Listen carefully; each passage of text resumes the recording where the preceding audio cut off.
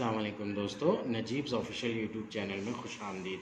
दोस्तों, इस वीडियो से हम एक नई प्लेलिस्ट, नई सीरीज़ की शुरुआत कर रहे हैं जिसमें हम साइंस हिस्सा दुवम 10वीं जमात इसके क्वेश्चन बैंक के आंसर्स देखेंगे। जो SCERT की तरफ से, SSC बोर्ड की तरफ से जो क्वेश्चन बैंक रिलीज़ किया गया है साल 2020-2021 के लिए, उसके साइंस 2 सब्जेक्ट के सॉल्यूशंस को, आंसर्स को हम चैप्टर वाइज देखेंगे। ये इस सीरीज़ की पहली वीडियो है जिसमें हम सबक नंबर 1 का क्वेश्चन बैंक देखेंगे। सबक नंबर 1 तवारुस और इर्तिका नाम है। इससे रिलेटेड जो क्वेश्चंस दिए गए हैं क्वेश्चन बैंक में, सबसे पहला क्वेश्चन है मुंदरज झैल में से सही मुतबादिल का इंतखाब कीजिए और मुकम्मिल जुमले दोबारा लिखिए। 5 खाली जगह दी गई है यहाँ पर, उसके ऑप्शंस को सिलेक्ट करना है हमें, राइट ऑप्शन को, और खाली जगह को दोबारा लिखना है। जवाब देख लेंगे डायरेक्ट इसका। पहला है, एक नस्ल की हयाती खुसूसियात जीन के ज़रिए दूसरी नस्ल में मुंतकिल होने का अमल तवारुस कहलाता है। ये तवारुस की तारीफ है जो चैप्टर के पहले ही पेज पर दी गई है। दूसरा है इर्तिका यानी डैश, इर्तिका यानी मरहलावार तरक्की होता है, तो यहाँ पर खाली जगह में आएगा मरहलावार तरक्की। दर्जे झैल में डैश ये आसारी उज़ू नहीं है। इर्तिका के सबूतों में एक सबूत होता है आसारी उज़ू। यहाँ पर 4 ऑप्शंस दिए गए हैं, दुम गज़ा, छोटी आंत, अकलदाड़ और अपेंडिक्स। इसमें से अपेंडिक्स, अकलदाड़ और दुम गज़ा ये जो है इर्तिका के इर्तिकाई सबूत के आसारी उज़ू की मिसालें हैं। छोटी आंत ये आसारी उज़ू नहीं है, तो यहाँ पर खाली जगह में आएगा छोटी आंत। नेक्स्ट है, ज़मीन के अंदर महफूज जानदारों के बाक़ियात रकाज़ात कहलाते हैं। फॉसिल्स जिसे कहते हैं इंग्लिश में रकाज़ात, जो ज़मीन के अंदर दफन होते हैं। 5वीं खाली जगह है अफ्रीका डैश, अफ्रीका का डैश पहला इंसानुमा जानवर कहलाया। 4 ऑप्शन दिए गए हैं इसमें, नेंडरथल, रामापिथेकस, ड्रायोपिथेकस और इजिप्टोपिथेकस। तो इसमें से सही जवाब जो है वो है रामापिथेकस है। दूसरा सवाल देखेंगे इसका हम, मुतफरिक जुज़ अलग कीजिए है। 4 चीज़ें दी गई है यहाँ पर, इंसानी हाथ, झिंगर का पैर, बिल्ली का पैर, बिल्ली का अगला पैर और व्हील मछली का ज़ाफ़ा। ये क्वेश्चन जो है ये इर्तिका के सबूत से रिलेटेड है, जो कि तशरीही सबूत का क्वेश्चन है। तशरीही सबूत के अंदर सफ़ा नंबर 4 पर फिगर के साथ में मिसालें दी गई है, जिसमें इंसानी हाथ है, बिल्ली का अगला पैर है, मछली का ज़ाफ़ा है।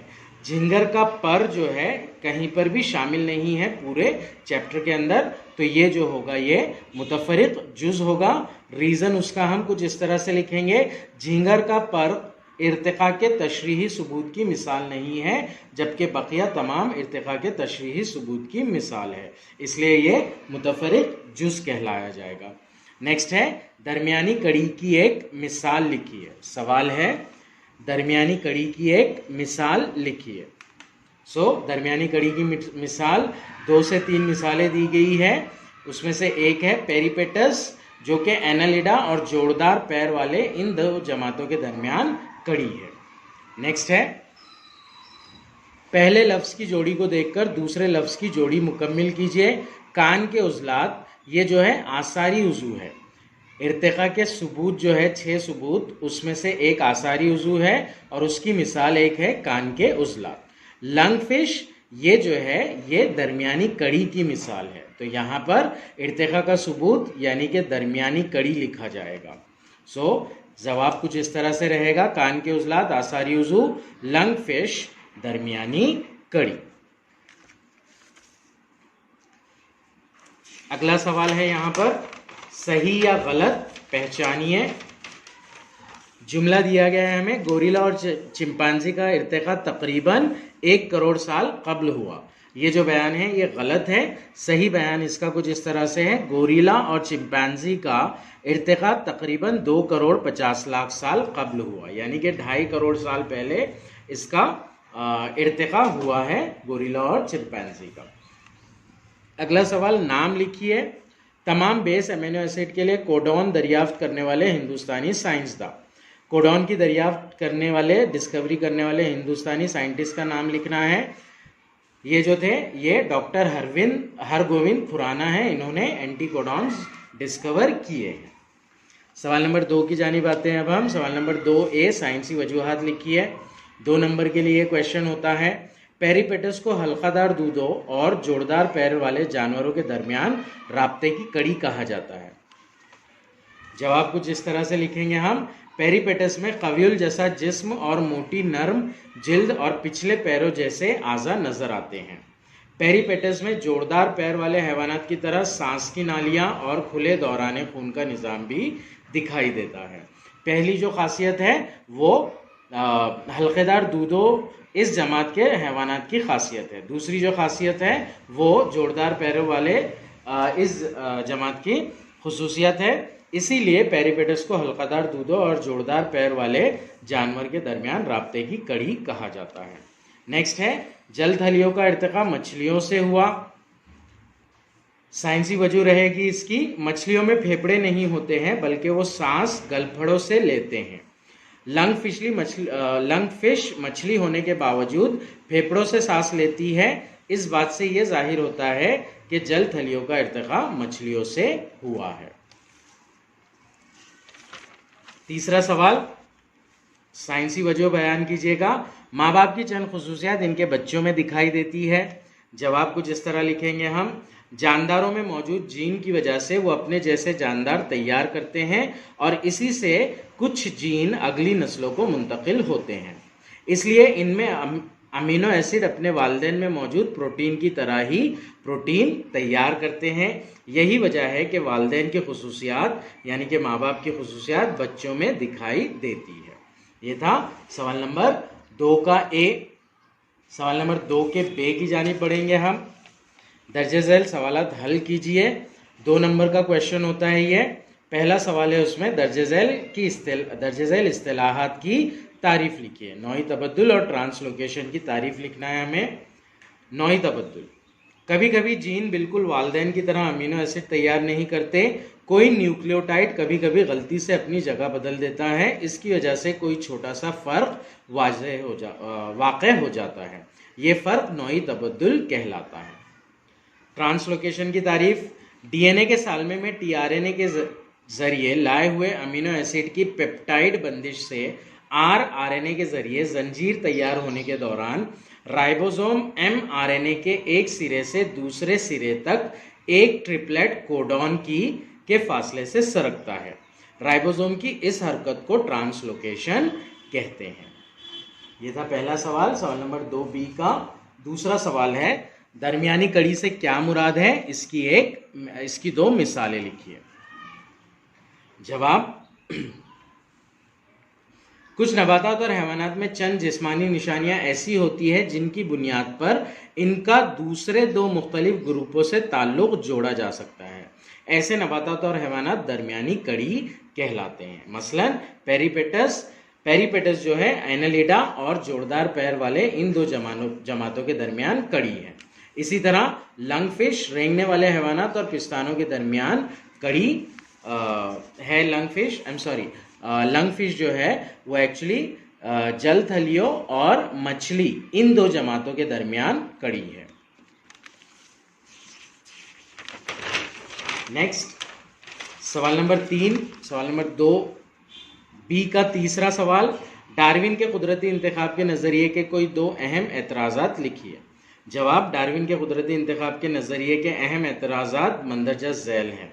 पहला, सिर्फ कुदरती इंतखाब ही इर्तिका का जिम्मेदार नहीं है। दूसरा, डार्विन मुस्तमिल और गैर मुस्तमिल तब्दीली की वजाहत नहीं की।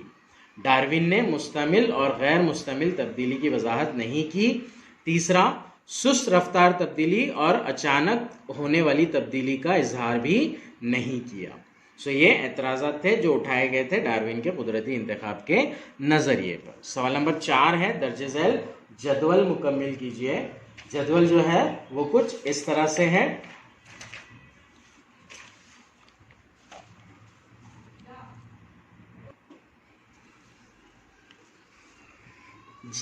ये वाला जदवल है जो कि हमें मुकम्मिल करना है।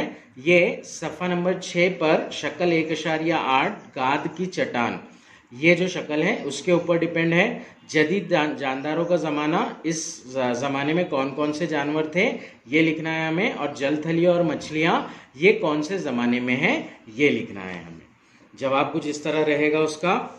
जदीद जानदारों का ज़माना, इसमें परिंदे और पिस्तानिये हैं। जल थली और मछलियाँ, इनका ताल्लुक कदीम जानदारों के ज़माने से है।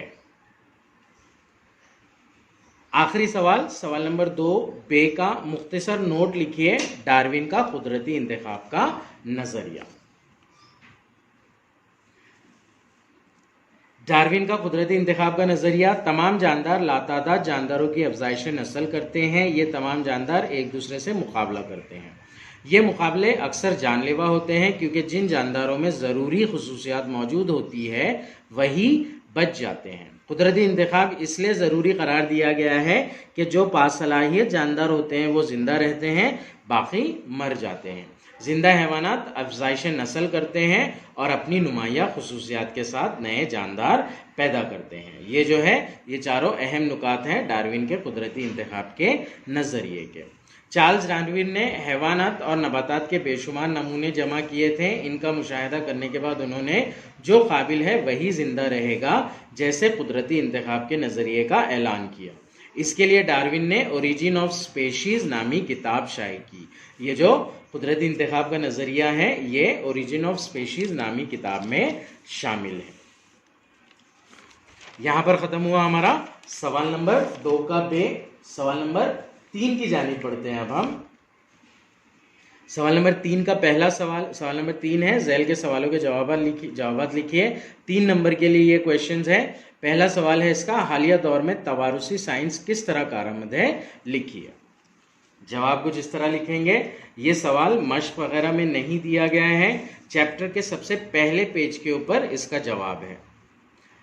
जदीद जीनियात का आगाज़ ग्रेगोर जोहान्स मेंडल ने किया। इन्होंने तहकीकात व तजुर्बात के ज़रिए जीनियात की वजाहत के लिए काफ़ी वक्त सर्व किया।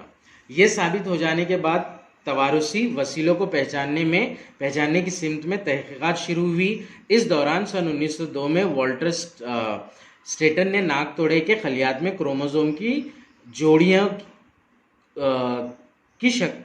को जोड़ियों की शक्ल में देखा।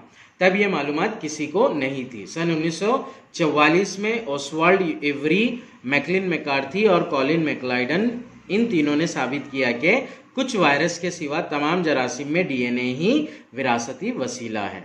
सन 1961 में फ्रांस में फ्रैंकोइस जैकब और जैक मोनार्ड, इन जीनियाती साइंसदानों ने जरासीम के खलिए में डीएनए के जरिए होने वाली प्रोटीन की तालीफ के अमल का नमूना तैयार किया। इसकी वजह से सालमे के जीनियाती इशारे को समझने में मदद मिली, जिसके नतीजे में जीन टेक्नोलॉजी के नज़रिए से बेशुमार सलाहियत वाले दोबारा तश्कील पाने वाले डीएनए तकनीक की तरक्की हुई। मंदरजा बाला नुकात से ये बात साबित होती है कि तवारुसी साइंस हालिया दौर में कारआमद साबित हुई है। अगला सवाल है इसका, दर्जे झैल वेब खाका मुकम्मिल कीजिए। इर्तिका के सबूत लिखना है हमें। इर्तिका के टोटल 6 सबूत है, तो यहाँ पर हम इन ब्लॉक्स में इर्तिका के सबूत के नाम लिखेंगे। वो नाम कुछ इस तरह से है।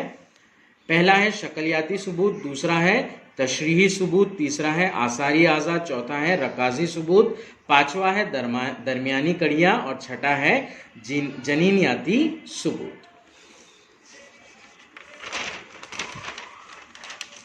अगला क्वेश्चन है इसका, कार्बनी पैमाइश जमा की वजाहत कीजिए। जवाब, किसी हैवान या पौधे के ख़त्म होने के बाद का ज़माना, इनमें मौजूद C14 की फ़ालियत और C12 और C14 के दरमियान तनासुब मालूम करके ज़माने की पैमाइश करते हैं। इसको कार्बनी पैमाइश जमा कहते हैं। कार्बनी उम्र पैमाइश तरीक़े कुदरती कार्बन 14 यानी C14 की ताबकारी शुआओं पर मुनस्सिर है। वेलार्ड लिबी ने यह बात सन 1954 में दरियाफ्त की। जब हैवानात या नबातात मर जाते हैं तो इनमें कार्बन जज्ब करने का अमल रुक जाता है और इस वक्त सिर्फ एक अमल C14 की मंजिल पजीरी मुसलसिल जारी रहती है। C12 तापकार ना होने की वजह से मुर्दा हैवानात या नबातात में C14 और C12 का तनासुब मुस्तकिल ना रहकर मुसलसिल तब्दील होता रहता है। इसका इस्तेमाल इल्म रकाज़ात और इंसानी नस्ल में आसारियात और रकाज़ात और दस्ती तहरीरों का ज़माना मुकर्रर करने के लिए किया जाता है। इस किस्म की तकनीक के ज़रिए रकाज़ात का ज़माना मुतय्यन करने के बाद इन्हें ज़माने की पैमाइश के मुताबिक एक जदवल में तरतीब देकर इस वक्त मौजूद जानदारों की मालूमात हासिल करना आसान होता है। अगला सवाल है, ट्रांसक्रिप्शन और ट्रांसलोकेशन में इम्तियाजी फ़र्क लिखिए। यहाँ पर गौर कीजिएगा, ये ट्रांसक्रिप्शन और ट्रांसलोकेशन है, ट्रांसलेशन नहीं है। ये वाला फ़र्क आसानी से नहीं मिलता है। इसके कम से कम 3 पॉइंट्स हमें लिखना है। जवाब कुछ इस तरह से लिखेंगे हम।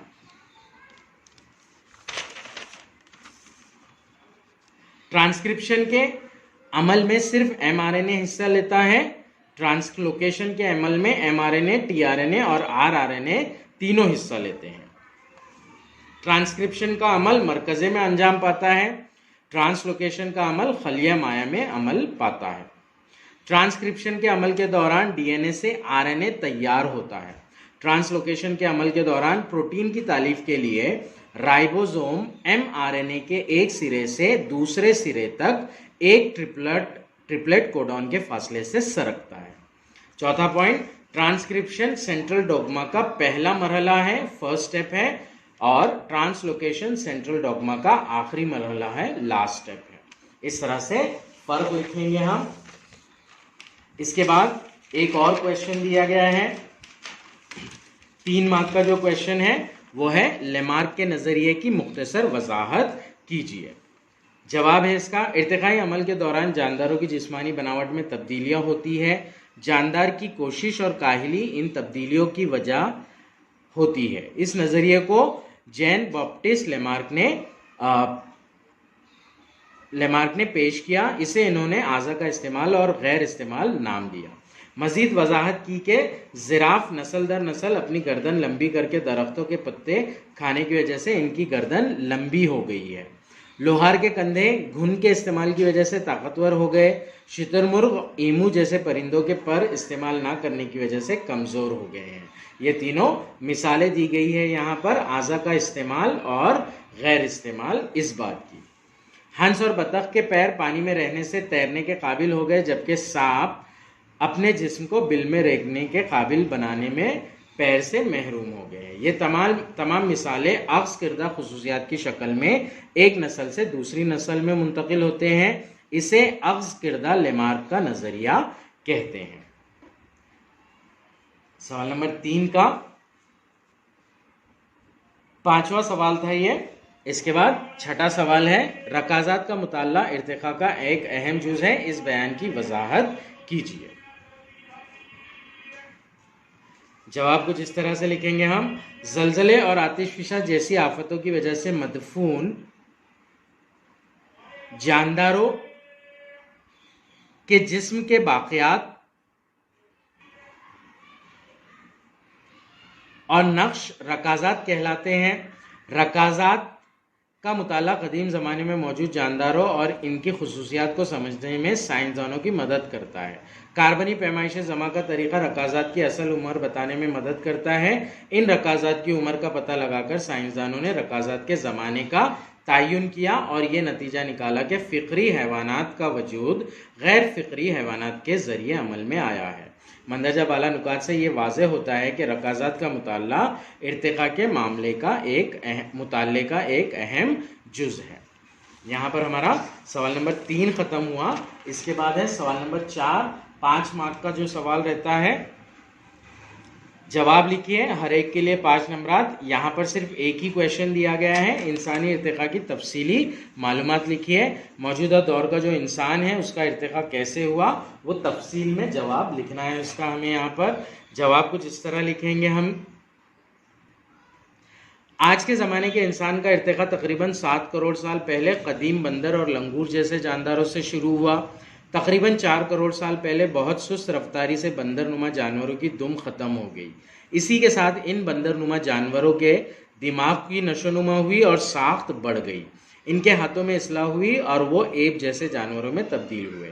अरसे दराज बाद ये एप जुनूबी और जुनूब मशरक़ी एशिया में जुनूबी अफ्रीका और जुनूब मशरक़ी एशिया में दाखिल हुए और गबन और ओरेंगेटॉन जैसे जानवरों में तब्दील हुए। तकरीबन 2 करोड़ साल पहले इन्हीं एप नुमा जानवरों से अफ्रीका में चिंपैंजी और गोरिल्ला पैदा हुए। इन चिंपैंजी और गोरिल्ला की कुछ अनवा में मुख्तलिफ किस्म का इर्तिका हुआ और वो 2 करोड़ साल पहले इंसान नुमा जानवरों में तब्दील हुए। 5वें पॉइंट में यहाँ पर तकरीबन 2 करोड़ 50 लाख साल पहले है, यहाँ पर एक्चुअली 2 करोड़ 50 लाख साल पहले, और फिर 2 करोड़ साल पहले चिंपैंजी और गोरिल्ला जो है इनका इर्तिका होकर इस 5वें पॉइंट को हम कुछ इस तरह से लिखेंगे। तकरीबन 2 करोड़ 50 लाख साल पहले इन्हीं एपनुमा जानवरों से अफ्रीका में चिंपैंजी और गोरिल्ला पैदा हुए। इन चिंपैंजी और गोरिल्ला की कुछ अनवा में मुख्तलिफ किस्म का इर्तिका हुआ और वो 2 करोड़ साल पहले इंसान नुमा जानवरों में तब्दील हुए। पहला इंसान नुमा जानवर रामापिथेकस अफ्रीका में पैदा हुआ। रामापिथेकस तब्दील हुआ ऑस्ट्रेलोपिथेकस में, ऑस्ट्रेलोपिथेकस तब्दील हुआ नेंडरथल में, और नेंडरथल तब्दील हुआ क्रो-मैग्नम इंसान में। मुंदरजा बाला तरतीब में इर्तिका होकर रामापिथेकस तकरीबन 50,000 लाख साल पहले क्रो-मैग्नम इंसान का वजूद अमल में आया। तकरीबन 20 लाख साल पहले इंसान की जमात होमो का ज़हूर हुआ और एक हुनरमंद और माहिर इंसान वजूद में आया।